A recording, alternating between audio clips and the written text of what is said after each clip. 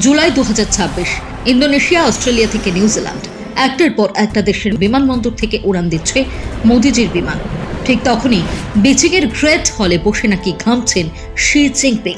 মাত্র 6 দিনে নরেন্দ্র মোদী ছুঁয়েছেন 3টি দেশের মাটি।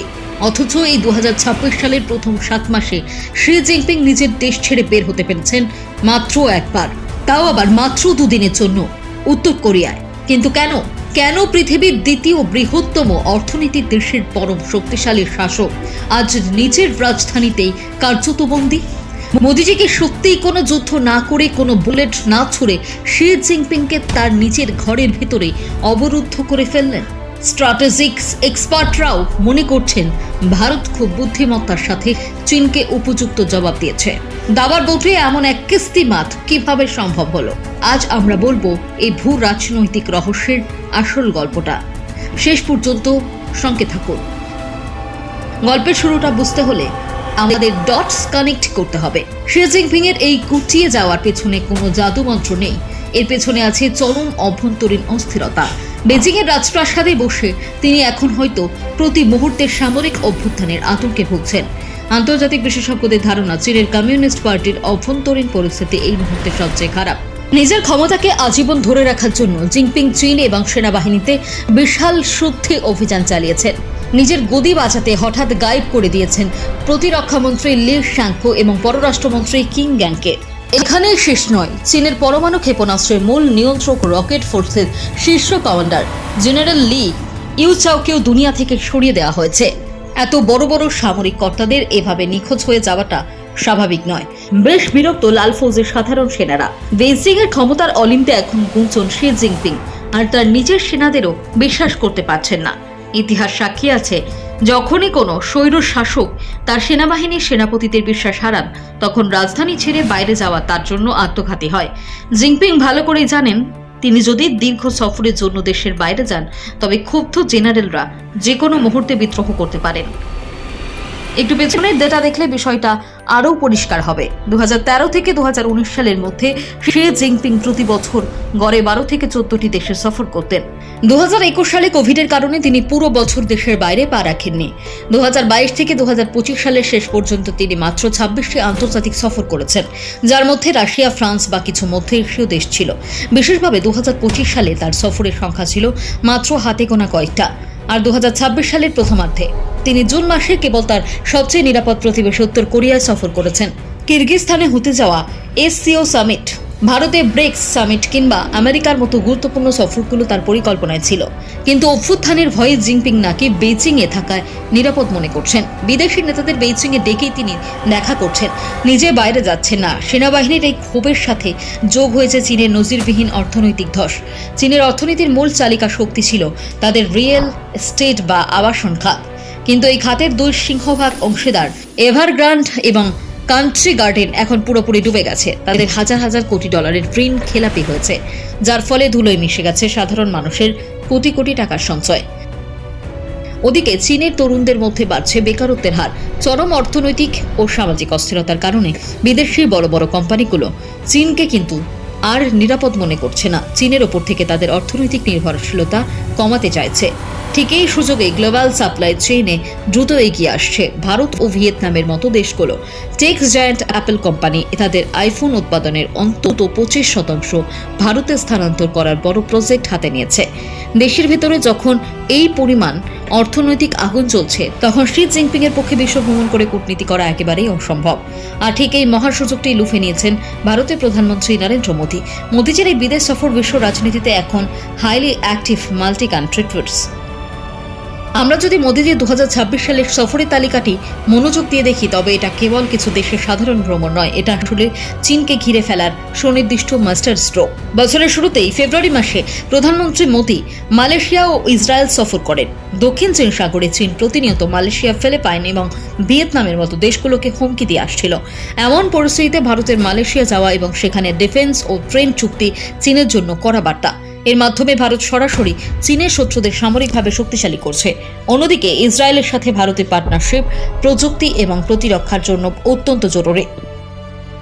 এরপর মে মাসে মতিজি সফর করেন ইউএই এবং ইউরোপের 4টি গুরুত্বপূর্ণ দেশ নেদারল্যান্ড, সুইডেন, নরওয়ে ও ইতালি। মধ্যপ্রাচ্যে ভারতের হাত দিন দিন শক্তিশালী হচ্ছে। সেখানে নতুন নতুন বাণিজ্যিক রুট তৈরি করা হচ্ছে, যা টক্কর দিচ্ছে চীনের বেল্ট অ্যান্ড রোড প্রজেক্টকে। জুন মাসে ফ্রান্স ও স্লোভাকিয়ায় মোদিজির সফর স্ট্র্যাটেজিক দিক থেকে ছিল সবচেয়ে বেশি গুরুত্বপূর্ণ। ফ্রান্স বর্তমান সময়ে ভারতের সবচেয়ে বিশ্বস্ত পশ্চিমা বন্ধু। অন্যদিকে ভারত মহাসাগরে সেশেলসের মতো ছোট্ট দেশে ভারত তার নিজস্ব নেভি বা বেস বা নৌঘাঁটি ডেভেলপ করছে। এই বেসটি সরাসরি চীনকে ভারত মহাসাগরে প্রবেশ করতে বাধা দেওয়ার ক্ষেত্রে চেকপোস্টের কাজ করবে। এবার আসা যাক 2026 সালের জুলাই মাসে সেই ঐতিহাসিক সফরে। 6 জুলাই থেকে 11 জুলাইয়ের মধ্যে মোদিজি 3টি অত্যন্ত গুরুত্বপূর্ণ দেশ সফর করেন। ইন্দোনেশিয়া সফর থেকে ভারতের সবচেয়ে বড় লাভ হয়েছে ম্যারিটাইম সিকিউরিটি বা সামুদ্রিক নিরাপত্তার ক্ষেত্রে। ভারত ও ইন্দোনেশিয়া মিলে সেখানে সাবাং পোর্ট ডেভেলপ করছে। এই সাবাং পোর্টটি ঠিক কোথায় অবস্থিত জানেন? এটি অবস্থিত মালাক্কা প্রণালীর ঠিক প্রবেশদ্বারে। চীনের মতো বিশাল শিল্প প্রধান দেশের বেঁচে থাকার জন্য প্রয়োজন বিপুল পরিমাণ খনিজ তেল। চীন তার প্রয়োজনীয় তেলের প্রায় 80% আমদানি করে মধ্যপ্রাচ্য ও আফ্রিকা থেকে। আর এই তেলবাহী জাহাজগুলোকে ভারত মহাসাগরের অত্যন্ত সংকুচিত এবং সরু জলপথ মালাক্কা প্রণালী দিয়ে পার হতে হয়। ভূ রাজনীতিতে একেই বলা হয় চীনের দুর্বলতম স্নায়ু বা মালাক্কা ট্রাম্প। ইন্দোনেশিয়ার সাথে যৌথ সাবাং পোর্ট প্রজেক্টের আসল উদ্দেশ্যই হল মালাক্কা প্রণালীর মুখে ভারতের স্থায়ী সামরিক ও নৌ নজরদারি প্রতিষ্ঠা করা। এই পুরো খেলায় আমেরিকারও বড় ভূমিকা রয়েছে, যা সরাসরি আঘাত এনেছে চীনের এনার্জি রিকোয়ারমেন্টের ওপর। আমেরিকা খুব চালাকির সাথে সেই সব দেশ ও রুটগুলোকে টার্গেট করেছে যা চীনের জ্বালানি সরবরাহ করে। ইন্দোনেশিয়ার পর মোদিজি পাড়ি জমান অস্ট্রেলিয়ায় কোয়াড জোটের অংশ হিসেবে। ভারতের সাথে অস্ট্রেলিয়ার এক ঐতিহাসিক চুক্তি স্বাক্ষরিত হয়েছে। এই চুক্তির মাধ্যমে ভারত এখন অস্ট্রেলিয়ার লিথিয়াম এবং কোবাল্টের মতো অত্যন্ত বিরল খনিজ সরাসরি আমদানি করবে। আমাদের ভবিষ্যৎ বৈদ্যুতিক গাড়ি এবং আধুনিক ইলেকট্রনিক শিল্পের জন্য এই খনিজগুলো অপরিহার্য। আগে ভারতের এইসব কাঁচামালের জন্য চীনের উপর নির্ভর করতে হতো, কিন্তু এই এক চুক্তির মাধ্যমে মোদি চীনের অর্থনৈতিক ব্ল্যাকমেল করার অস্ত্রটিও কেড়ে নিলেন। সবশেষে মোদিজি পৌঁছালেন নিউজিল্যান্ডে। সেখানে কৃষি, ডেয়ারি, উন্নত প্রযুক্তি এবং পর্যটনের ক্ষেত্রে দ্বিপাক্ষিক অংশীদারিত্বকে নিয়ে যাওয়া হয়েছে এক নতুন উচ্চতায়। এর ফলে প্রশান্ত মহাসাগরীয় অঞ্চলে চীনের একচেটিয়া বাণিজ্যের আধিপত্যে সরাসরি আঘাত এনেছে ভারত। চীন 2000 সালের পর ভারতকে চারদিক থেকে ঘেরার জন্য স্ট্রিং অফ পার্লস বা মুক্তোর মালার কৌশল নিয়েছিল। তারা পাকিস্তানের গোয়াদার বন্দর, শ্রীলঙ্কার হাম্বানটোটা বন্দরকে লিজে হাতিয়ে নেয়। এছাড়াও টার্গেট রেখেছে বাংলাদেশ ও মিয়ানমারকে। ভেবেছিল ভারতকে সমুদ্রপথে আটকে দেবে, কিন্তু মোদিজি তো চুপচাপ বসে থাকার মানুষ নন। তিনি পাল্টা জবাব দিলেন নেকলেস অফ ডায়মন্ডস বা হীরার নেকলেস নীতি দিয়ে। ভারত চীনের তৈরি করা মালার বাইরে গিয়ে আরও বড় এবং শক্তিশালী একটি প্রতিরক্ষামূলক বেষ্টনী তৈরি করে ফেলেছে। সিঙ্গাপুরের চাঙ্গি নেভাল বেস থেকে শুরু করে ওমানের দুকুম পোর্ট, ইন্দোনেশিয়ার সাবাং পোর্ট এবং ইরানের চাবাহার পোর্ট পর্যন্ত ভারত নিজের সামরিক ও নৌবাহিনীর সরাসরি অ্যাক্সেস নিশ্চিত করেছে। আজ ফলাফল আমাদের চোখের সামনে স্পষ্ট।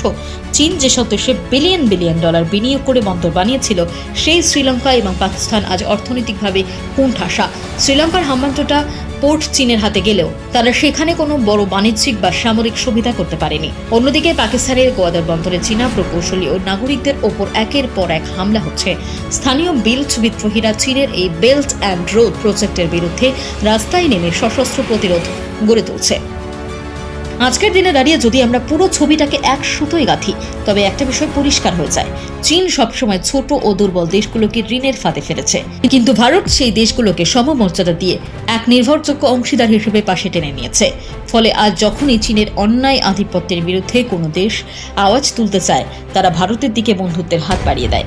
শি জিনপিং আজ নিজের তৈরি করা ঋণের ফাঁদ, অভ্যন্তরীণ তীব্র অর্থনৈতিক মন্দা, রিয়েল এস্টেটের ধস এবং সামরিক অভ্যুত্থানের আশঙ্কায় বেজিংয়ের প্রাসাদে বন্দী হয়ে দিন কাটাচ্ছেন।